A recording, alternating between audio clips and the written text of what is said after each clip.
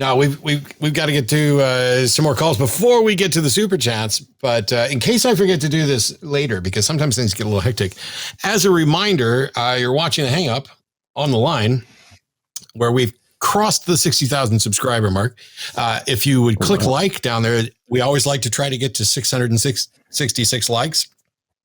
And then get a screenshot just so I can irritate the people who think that I'm Satan or working for Satan or have sold my soul to Satan or whatever else. 666 likes. It's easy. There's more than twice that watching live right now. And we'll get there eventually. But in addition, the Transatlantic Call-In Show airs on this network on Saturdays, and the Sunday Show airs on this network on Sunday evenings. Both of which are call-in shows. The Transatlantic Call-In Show specifically deals with trans rights issues, and you'll be able to see Arden. And I don't know who Arden's guest is this weekend, although I should. Oh, it's December. Maybe Katie's back. Maybe somebody will run up and tell me real quick. But in any case, check out all of that stuff. And I want to thank our call screeners and David and the moderators. We've got a few more calls to get to, and then your super chats. This one I think I can handle fairly quickly.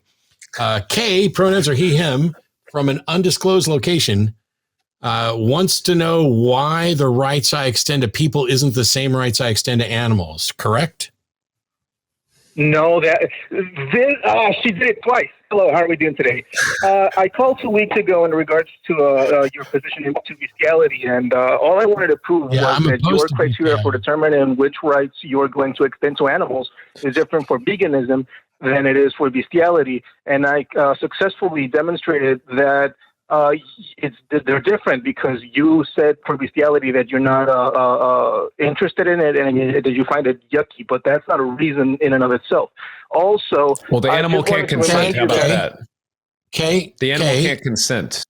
Yes, I'm against bestiality because the animal doesn't consent.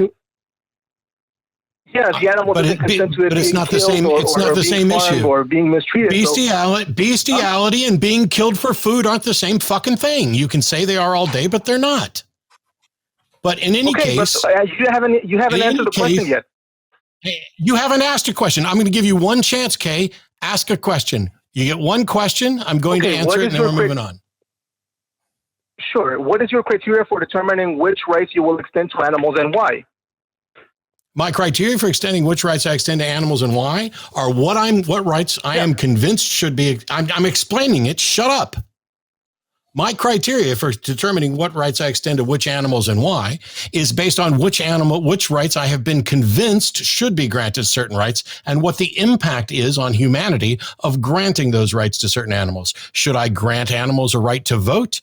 I'm not convinced that that's a good idea yet. Should I grant animals the right to not be cruelly treated? I am convinced that I should grant that right and should actually enforce that right. Does that mean that I grant animals a right to not be eaten? No, I don't grant animals a right not to be eaten, because if they happen to die from roadkill or whatever else, I should still be allowed to eat an animal. My criteria is when somebody makes a compelling argument. Excuse me? Why are you strawmanning me? I'm not against you eating the animals, like I said before. I am against you. No. I'm going to make this really easy. I'm going to make this really easy. You're fucking done. I was in the middle of giving an explanation to you, covering bases, and you decided to interrupt to claim I'm strawmanning you. So fuck off. Don't call back. I told you I could make that one quick. There's like really fascinating cutting edge law happening with animal rights that doesn't have anything to do, with veganism, vegetarianism, anything like that. Like, actually, Monica Miller over at the American Humanist Association works for the Non-Human Rights Project, I think is what it's called. And they represent, if you might have seen some of this in the news lately, Happy the Elephant. And it's really fascinating. And there's really interesting discussions to be had there. Kay, I wish you would have chilled out a little bit, because that's like, it's a fruitful area to have a cool philosophical conversation. Yep. The thing is, I'm exhausted by people arguing for vegan. There's somebody on the phone right now who wants to talk about veganism, and I'm just, Katie, call back another day. I'm going to take one other call. We're not going to take that call on veganism today, because somebody else already ruined it for you. Because my take is really easy, and that is I have no objection to veganism. I think veganism is a moral virtue. I just don't think it's a moral duty.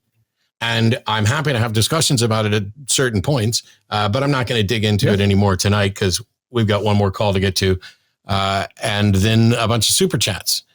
But I until somebody makes a case for how it is a moral requirement that one is immoral if you eat meat at all, I don't see how my position could change, because I've already said it's a moral virtue. And I don't know what else to do.